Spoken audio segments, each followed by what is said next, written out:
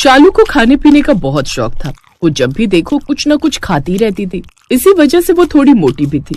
कई बार तो लोग उसे पीठ पीछे भैंस भी कह देते थे। तो आस पड़ोस के लोगों ने उसे यही टैग दे दिया कि बहू है या भैंस। चाट ले लो आलू चाट, चाट ले लो चाट। ओ भैया चाट वाले जरा रुकना, ये देखो आ गई मोटी भैंस चाट खाने के लिए। इसका तो रोज का ये काम है। बताओ तो, पति की नौकरी चली गई, घर में पैसे हैं नहीं, मकान मालिक किराया मांग रहा है और इसे देखो चाट खाने की पड़ी है। कैसी बहू आई है। माँ जी 50 रुपए देना, चाट वाले को देने हैं। बहू ये रोजाना के फालतू खर्च करने जरूरी है। जब घर में रोटी बनी हुई थी तुम्हें बाजार की चाट पकौड़ी खाने की क्या जरूरत थी। मम्मी आपको पता है पड़ोस की सभी औरतें भाभी के लिए कितनी गलत बातें बोलती रहती हैं। भाभी हर समय खाती रहती हैं। भाभी आपको अपने खाने पर कंट्रोल रखना चाहिए। हम भी तो हैं, देखो 1 रुपया भी फालतू खर्च नहीं करते। मैं क्या करूं, मुझे बहुत भूख लगती है। शुरू से ही मेरी ऐसी आदत रही है, मेरे से भूखा रहा ही नहीं जाता। मैं जितना खाती हूँ उतनी और भूख लगती है। अब आपको भी लगता है कि क्या मैं भैंस हूँ? नहीं नहीं बहू, ऐसी कोई बात नहीं है। पड़ोसन औरतों का तो काम ही बातें बनाना है। शालू सच ही कह रही थी। उसे भूख सचमुच बहुत ज्यादा लगती थी। पड़ोस में पार्टी थी। शालू अपनी सास और ननद के साथ बर्थडे पार्टी में गई। वहाँ पर जब वो खाना खाने लगी तो पड़ोसन जिसके घर पार्टी थी उसकी सहेली बातें बनाने लगी। अरे नीरू, तूने भी क्या भैंस को अपने घर पार्टी में बुला लिया? तुझे पता है ये जितना भी खाना यहाँ लगा हुआ है ना, ये सब इनकी भैंस बहू खा जाएगी। हाँ कह तो तू सही रही है, इतना तो ये गिफ्ट भी नहीं देंगी, उतने का इनकी भैंस बहू खा जाएगी। पड़ोसन औरतों की बातें शालू सुन चुकी थी। वो घर आकर रोने लगी। उसकी सास और ननद ने उसे चुप कराया। शालू चुप हो जा, भाड़ में जाएं लोग, तुझे उनकी बातों का बुरा नहीं मानना चाहिए। हमारी बहू बहुत अच्छी है। माँ मुझे लगता है ना नीरू आंटी वगैरह अपने पैसे की ज्यादा अकड़ रखती हैं, तभी तो भाभी को इतना गलत बोल लेती हैं। आज हम पैसे वाले होते तो किसी की मजाल नहीं थी कि हमें कुछ बोल जाता। पता नहीं भैया की नौकरी कब लगेगी, मैं भी कितनी ट्यूशन पढ़ा लूंगी। मैं भी तो थक जाती हूँ पूरा दिन ट्यूशन बढ़ाकर। तभी शालू का पति मोहित आ जाता है। पता नहीं, मैं तो इंटरव्यू देकर थक गया हूँ, कहीं भी बात नहीं बन रही है। शर्मा अंकल मिले थे, किराया मांग रहे हैं। जो थोड़ी बहुत सेविंग में रखे थे मैंने उनको किराया दे दिया। पता नहीं अगले महीने क्या करूंगा। शालू सब कुछ देख और समझ रही थी। उसने मन ही मन विचार किया कि वो कोई न कोई काम ढूंढेगी जिससे घर में हेल्प हो सके। कहीं जा रही हो बहू? हाँ वो मेरी सहेली मंजू है ना, उससे मिलने जा रही हूँ। शादी के बाद उससे ज्यादा मिलना नहीं हुआ, शाम तक आ जाऊंगी। शालू जैसे ही घर से बाहर निकलती है तभी पड़ोस ने फिर से उसे भैंस कहकर चिढ़ाने लगती है। वो देखो भैंस जा रही है, धीरे बोलो कहीं सुन लेगी तो हमारे ऊपर ही न चढ़ जाए मोटी भैंस। शालू ने उनकी बातों पर ध्यान नहीं दिया और चुपचाप बाजार निकल पड़ी। अब शालू तो निकल आई थी पर स्वभाव के मुताबिक उसे भूख लगने लगी। शालू को एक हलवाई की दुकान दिखी। शालू के पास बटुए में 100 रुपए थे। क्या करूँ, भूख लग रही है, 2 समोसे लेकर खा लेती हूँ फिर काम ढूंढूंगी। भैया 2 समोसे और एक चाय देना। तभी शालू की नजर दुकान की दीवार पर लगे एक पोस्टर पर जाती है। पोस्ट में लिखा था, बाहुबली थाली जो खाएगा 50,000 का इनाम वो पाएगा। भैया ये बाहुबली थाली क्या है? क्या वो रामलाल, मालिक ने बाहुबली थाली प्रतियोगिता में भाग लेना है? हाँ हाँ क्यों नहीं, बिल्कुल। आप कल 11 बजे हमारे रेस्टोरेंट पर आ जाना। प्रतियोगिता 12 बजे शुरू होगी। ठीक है, मैं कल आ जाऊंगी। शालू बहुत खुश थी। वो चाहती थी कि वो इस प्रतियोगिता को जीते ताकि घर में हेल्प हो सके। शालू घर पहुंची तो मकान मालिक आया हुआ था। देखो मोहित बेटा, तुम किराया बहुत लेट कर देते हो। तुम्हें अभी तक कोई नौकरी भी नहीं मिली है। मुझे नहीं लगता कि तुम अगले महीने का किराया भर पाओगे। इसीलिए मैं चाहता हूँ तुम दूसरा घर ढूंढ लो। मैं नहीं चाहता कि मेरा किराया इस बार लेट हो, मुझे भी अपना घर चलाना है। अंकल जी आपका किराया लेट नहीं होगा, आप निश्चिंत रहिए। आपको किराया समय से पहले मिल जाएगा। हो सकता है कल ही मिल जाए एडवांस में। बहू हम इतनी जल्दी वो भी एडवांस में पैसे कैसे दे सकते हैं? सालू मेरी बात चल रही है नौकरी की, अभी किराया हाथ में नहीं है। कोई बात नहीं, अगर बहू कह रही है तो मैं कल आऊंगा। देखता हूँ मुझे एडवांस में कौन से पैसे मिलने वाले हैं। कल मिलते हैं। मकान मालिक के जाने के बाद शालू सबको प्रतियोगिता के बारे में बताती है। माँ जी मुझे आशीर्वाद दीजिए कि मैं कल की प्रतियोगिता जीत पाऊँ। आप मेरे साथ चलोगे ना? हाँ क्यों नहीं, मैं अपनी बहू के साथ जरूर जाऊंगी। अगले दिन शालू अपने परिवार वालों के साथ रेस्टोरेंट में पहुंचती है। वहाँ पर प्रतियोगिता के लिए पहले से ही बहुत सारे प्रतियोगी आए हुए थे। सब खाने में मंझे हुए खिलाड़ी थे। हमारे सामने सभी प्रतियोगी आ चुके हैं। बाहुबली थाली प्रतियोगिता के लिए 5 पराठे, 5 समोसे, रसगुल्ले, कचौड़ी, मटर पनीर, चावल वगैरह वगैरह और जो भी आइटम थाली में रखी गई है सब कुछ अगले 1 घंटे में खत्म करना है। जो भी प्रतियोगी पूरे 1 घंटे में इस थाली को खत्म करेगा वो इस प्रतियोगिता के इनाम का हकदार होगा। मुझे लगता है आप लोग तैयार हैं बाहुबली थाली को खाने के लिए। तो प्रतियोगिता स्टार्ट होती है अब। सभी प्रतियोगी थाली में रखे खाने को फटाफट से गपागप खाना शुरू कर देते हैं। शालू भी कुछ कम नहीं थी, वो भी खाने में बहुत चुस्त थी, इसलिए वो भी जल्दी जल्दी अपनी थाली में रखा हुआ खाना खाने लगती है। शालू की सास, ननद और पति सब उसे बहुत प्रोत्साहित कर रहे थे। शालू शालू शालू शालू शालू शालू शालू शालू। शालू भाभी, आप ये प्रतियोगिता जरूर जीतोगे, ये प्रतियोगिता शालू भाभी जीतेंगी। शालू भाभी शालू भाभी शालू भाभी। और फिर शालू ने वो कर दिखाया जो उसने कभी सोचा भी नहीं था। उसने प्रतियोगिता 10 मिनट पहले ही पूरी कर दी। क्या बात है, शालू जी ने तो प्रतियोगिता 1 घंटे से पहले पूरी कर दी, पर अभी बाकी के प्रतियोगियों की थाली में खाना काफी बचा हुआ है। इसीलिए आज का विनर शालू जी हैं, जिन्हें 50,000 रुपए का इनाम दिया जाता है। Thank you so much. Thank you भगवान जी मुझे जिताने के लिए। माँ जी, इस धनराशि पर आपका हक है। जीती रहो बहू, सदा खुश रहो। शालू जी, मैं आपको अपने चैनल पर पॉडकास्ट के लिए बुलाना चाहता हूँ। मैं आपका इंटरव्यू लेना चाहता हूँ। शालू जी, अगले महीने हमारे रेस्टोरेंट में भी ऐसी एक प्रतियोगिता होने वाली है जिसकी धनराशि है 2 लाख रुपए। अगर आप चाहें तो उसमें आप भाग ले सकती हैं। आपके साहस और टैलेंट को देखकर मुझे लगा कि मैं आपको ये ऑफर दूं। Thank you so much. मैं बहुत खुश हूँ कि आप सब मुझ पर इतना भरोसा कर रहे हैं। मैं जरूर भाग लूंगी और आपके पॉडकास्ट में भी जरूर आऊंगी। शालू की वजह से घर में सब कुछ ठीक हो गया। शालू ने घर में बहुत हेल्प की, साथ ही शालू ने और भी बहुत सी प्रतियोगिताएं जीती।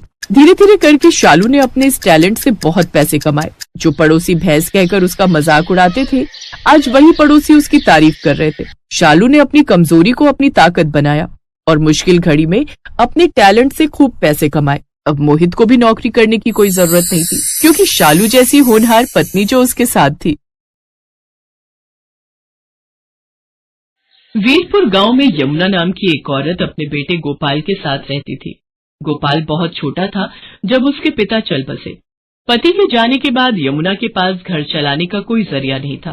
तब उसकी पालतू भैंस शर्मीली ने उसका बहुत साथ दिया। यमुना के पास शर्मीली नाम की एक भैंस थी। उसी के सहारे यमुना ने अपने परिवार को चलाया। यमुना अपनी भैंस का दूध बेचकर घर चलाने लगी। उसकी भैंस का दूध पूरे गांव में मशहूर था। गांव के सभी लोग यमुना से ही दूध लेते थे। कुछ सालों बाद यमुना ने गोपाल को पढ़ने के लिए शहर भेज दिया। वहीं गोपाल को सुधा नाम की एक लड़की से प्यार हो गया और उसने अपनी माँ को बिना बताए सुधा से मंदिर में शादी कर ली। आज वो गांव वापस आने वाला था। यमुना बहन, 2 किलो दूध कर देना, 1.5 किलो मुझे भी देना। क्या बात है यमुना बहन, आज तो तुम बड़ी खुश दिखाई दे रही हो। बात ही खुशी की है शारदा बहन, आज मेरा बेटा गांव वापस आ रहा है। बस जल्दी जल्दी काम निपटाकर उसी के लिए बढ़िया बढ़िया पकवान बनाऊंगी। पता नहीं शहर में उसे क्या खाने को मिलता होगा और क्या नहीं। अच्छा, तो ये बात है। चलो, बहुत बढ़िया हुआ। कब से बेटे के बिना अकेले रहते रहते तुम उदास हो गई हो। अब वो आ जाएगा तो तुम्हारे साथ काम में भी मदद कर देगा। हाँ, वो तो है। अरे आ रही हूँ शर्मीली, तू क्यों आवाज लगा रही है? मैं जानती हूँ तू भी गोपाल का नाम सुनकर बहुत खुश हो रही है। रुक, मैं अभी तुझे चारा डालती हूँ। यमुना की भैंस शर्मीली अपनी आवाज में उससे बातें कर रही थी, मानो वो भी गोपाल के आने की खुशी मना रही हो। शाम के समय गोपाल आ जाता है, पर अपने बेटे के साथ बहू को देखकर यमुना को बहुत बुरा लगता है। माँ, तुम नाराज मत हो, सब कुछ बहुत जल्दबाजी में हुआ। सुधा के पिताजी की तबीयत ठीक नहीं थी और वो चाहते थे कि हम ये शादी जल्दी से जल्दी कर लें, इसलिए मैं आपको बता ही नहीं पाया। अब मैं आपके साथ ही रहूंगा, आप चिंता मत करो। और माँ, सुधा बहुत अच्छे स्वभाव की लड़की है, आप एक दूसरे को आसानी से समझ जाओगे। ठीक है, देखती हूँ वो मुझे कितना समझती है। गांव के रहन सहन और शहर के रहन सहन में बहुत फर्क है बेटा। यमुना सही कह रही थी, गांव के रहन सहन और शहर में बहुत फर्क है। यमुना की तरह सुधा घर के कामकाज नहीं कर पाती थी, उसे तो घर का कोई काम भी करना नहीं आता था। गोपाल, तुमने मुझे कहाँ लाकर पटक दिया है? मुझसे घर के काम नहीं होते, हमें शहर वापस चलना चाहिए। भैंस का गोबर साफ करो, उसे चारा डालो, उसे नहलाओ। सारा दिन गोबर की बदबू से मेरा बुरा हाल हो रहा है। कैसी बात कर रही हो सुधा? यहाँ पर सारा कामकाज बना हुआ है। मैं तो यहाँ पर बढ़िया सी दूध की डेयरी खोलने की सोच रहा हूँ। दूध, घी, पनीर, दही और कुछ खास मिठाइयों की बहुत ही बढ़िया डेयरी खुल जाएगी। हमारी अच्छी खासी कमाई हो जाएगी। शहर में घर का किराया, खर्चा पानी इतना ज्यादा है, वहाँ पर मुझे काम सेट करने में ही सालों गुजर जाएंगे। और यहाँ पर मेरा अपना खुद का घर का काम है। हम शहर में क्या करेंगे? तुम्हें पता भी है, हमारी भैंस का दूध पूरे गांव में मशहूर है। सोचो हम कितना कमा लेंगे, और फिर हमारे यहाँ रहने से माँ को भी सहारा रहेगा। वो बेचारी अकेले काम नहीं संभाल पाती है। अच्छा, तुम काम करो, मैं थोड़ी देर बाजार होकर आता हूँ। है, कह तो गोपाल ठीक ही रहे हैं, शहर में काम करने के लिए पैसों की भी तो जरूरत होगी। यहाँ पर तो अपना मकान अपना काम है, और फिर हमें तो पैसे कमाने से मतलब है। कुछ सालों में अच्छे पैसे कमा लिए तो बाद में शहर में जाकर बस जाएंगे। पर मुझे किसी भी तरह से सासू माँ से अलग होना है, ताकि उस भैंस पर मेरा कब्जा हो जाए। पता नहीं, माँ जी तो बहुत चालाक है, कितने पैसे अपने अंदर करके बैठी होंगी। सुधा को पता था कि गोपाल गांव में ही काम बढ़ाने वाला है, इसलिए वो अलग होने के रास्ते ढूंढने लगी।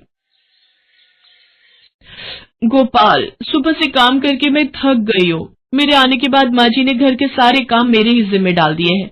भैंस को नहलाना धुलाना, गोबर साफ करना, चारा डालना, सारी देखभाल तो मैं करती हूँ।